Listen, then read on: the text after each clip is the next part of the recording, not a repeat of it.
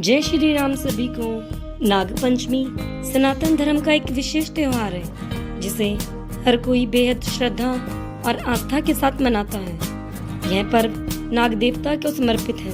नाग पंचमी का यह त्योहार सावन मास के शुक्ल पक्ष की पंचमी को उत्तर भारत में मनाया जाता है। वहीं दक्षिण भारत में यह पर्व कृष्ण पक्ष की पंचमी को मनाया जाता है। इस दिन सर्पों के 12 रूपों की पूजा की जाती है एवं उन्हें दूध चढ़ाया जाता है। भगवान शिव को सर्प अत्यंत प्रिय हैं, इसीलिए उनके प्रिय महासावन में ही नाग पंचमी का त्योहार आता है। साल 2024 में नाग पंचमी 9 अगस्त को मनाई जा रही है। नाग पंचमी के दिन शुभ मुहूर्त में नागों की पूजा करने से विशेष फल की प्राप्ति होती है। पुराणों के अनुसार पृथ्वी का भार शेषनाग ने अपने सिर पर उठाया हुआ है, इसीलिए उनकी पूजा अवश्य करनी चाहिए। इस दिन को गरुड़ पंचमी के नाम से भी जाना जाता है तथा इस दिन नाग देवता के साथ गरुड़ जी की भी पूजा की जाती है। ऐसा माना जाता है कि एक बार एक श्राप के कारण नागलोक जलने लगा था। तब नागों पर दूध चढ़ाकर उनकी जलन को शांत किया गया था और उस दिन पंचमी तिथि थी। तभी से पंचमी तिथि पर नागों को गाय के दूध से नहलाने की प्रथा चली आ रही है। ऐसा करने से सर्प भय नहीं रहता है।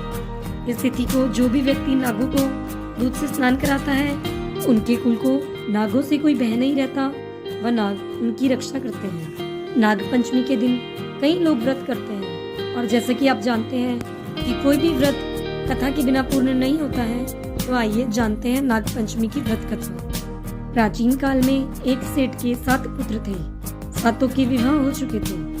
सबसे छोटे पुत्र की पत्नी श्रेष्ठ चरित्र की विदुषी और सुशील थी, परंतु उसके कोई भाई ना था। एक दिन सेठ की बड़ी बहू ने घर लीपने को पीली मिट्टी लाने के लिए सभी बहुओं को अपने साथ चलने के लिए कहा, तो सभी बहुएं दलिया और खुरपी लेकर मिट्टी खोदने लगी।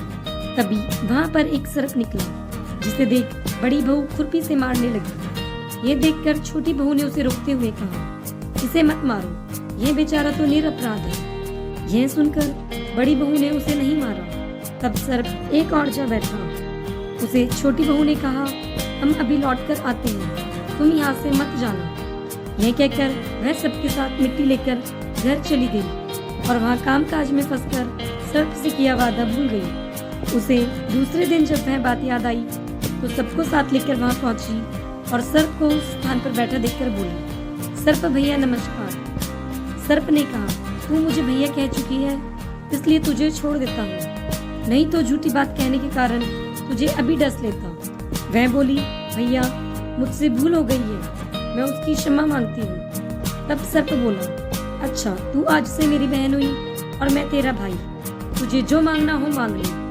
वह बोली, भैया मेरा कोई नहीं है, अच्छा हुआ जो तू मेरा भाई बन गया। कुछ दिन व्यतीत होने पर वह सर्प मनुष्य का रूप बनाकर उसके घर आया और बोला कि मेरी बहन को भेज दो। सबने कहा कि इसके तो कोई भाई नहीं था, तो वह बोला, मैं दूर के रिश्ते में इसका भाई हूँ, बचपन में ही बाहर चला गया था। उसके विश्वास दिलाने पर घर के लोगों ने छोटी को उसके साथ भेज दिया। उसने मार्ग में बताया कि मैं वही सर्प हूँ, इसलिए तू डरना मत और जहाँ चलने में कठिनाई हो वहाँ मेरी पूंछ पकड़ लेना। उसके कहे अनुसार ही किया और इस प्रकार वह उसके घर पहुँच गई।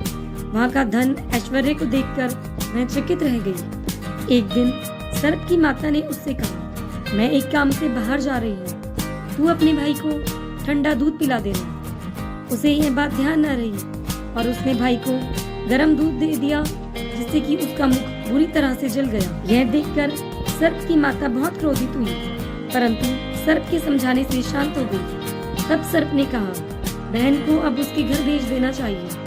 तब सर्प और उसके पिता ने उसे बहुत सा सोना, चांदी, जवाहरात, वस्त्र, आभूषण देकर उसके घर पहुंचा दिया। इतना ढेर सारा धन देखकर बड़ी बहू ने ईर्ष्या से कहा, तेरा भाई तो बड़ा धनवान है, तुझे तो उससे और भी धन लाना चाहिए। सर्प ने यह वचन सुना तो सब वस्तुएं सोने की लाकर दे दी। यह देखकर बड़ी बहू बोली, इन्हें झाड़ने के लिए झाड़ू भी सोने की ही होनी चाहिए। तब सर्प ने सोने की झाड़ू भी लाकर दे दी। सर्प ने छोटी बहू को हीरा मनियों का एक अद्भुत हार दिया था। उसकी प्रशंसा उस देश की रानी ने भी सुनी तो वह राजा से बोली, कि सेठ की छोटी बहू का हार यहाँ आना चाहिए। तब राजा ने मंत्री को हुक्म दिया कि उससे वह हार लेकर शीघ्र उपस्थित हो। मंत्री ने सेठ जी से जाकर कहा, महारानी जी को छोटी बहू का हार चाहिए, वह उसे पहनेंगी, कृपया उसे लाकर मुझे दे दो। सेठ जी ने डर के कारण छोटी बहू से हार मंगाकर दे दिया। छोटी बहू को यह बात बहुत बुरी लगी। उसने अपने सर्प भाई को याद किया और आने पर प्रार्थना की, भैया मेरा हार रानी ने छीन लिया है, कुछ ऐसा करो कि जब वह हार उसके गले में रहे तब तक के लिए वह सर्प बन जाए, और जब वह मुझे लौटा दे तब वह हार हीरो और मनियों का हो जाए। सर्प के चमत्कार से ठीक वैसा ही हुआ। जैसा ही रानी ने हार पहना वह सर्प बन गया। यह देखकर रानी चीख पड़ी और रोने लगी। ये नजारा देखकर राजा ने सेठ के पास खबर भेजी कि छोटी बहू को तुरंत भेजो। सेठ जी डर गए कि ना जाने राजा क्या करेगा। वह स्वयं छोटी बहू को अपने साथ लेकर उपस्थित हुए। राजा ने छोटी बहू से पूछा कि क्या तुमने कोई जादू किया है, मैं तुम्हें दंड दूंगा। छोटी बहू बोली, राजन धृष्टता क्षमा कीजिए, ये हार ही ऐसा है कि मेरे गले में हीरे और मनियों का रहता है और दूसरे के गले में सर्प बन जाता है। यह सुनकर राजा ने वह सर्प बना हार उसे देकर कहा कि इसे अभी पहनकर दिखाओ।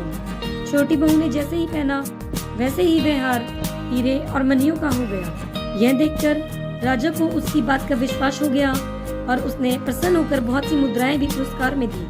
छोटी बहू वह अपना हार लेकर सामान के सहित घर लौट आई।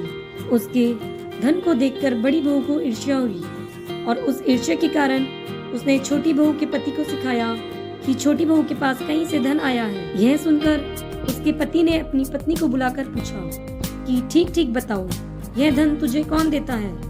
तब वह सर्प को याद करके रोने लगी। तभी उसी समय सर्प वहाँ प्रकट हुआ और बोला, ये मेरी धर्म बहन है, यदि कोई मेरी धर्म बहन के आचरण पर संदेह प्रकट करेगा तो मैं उसे खा लूंगा।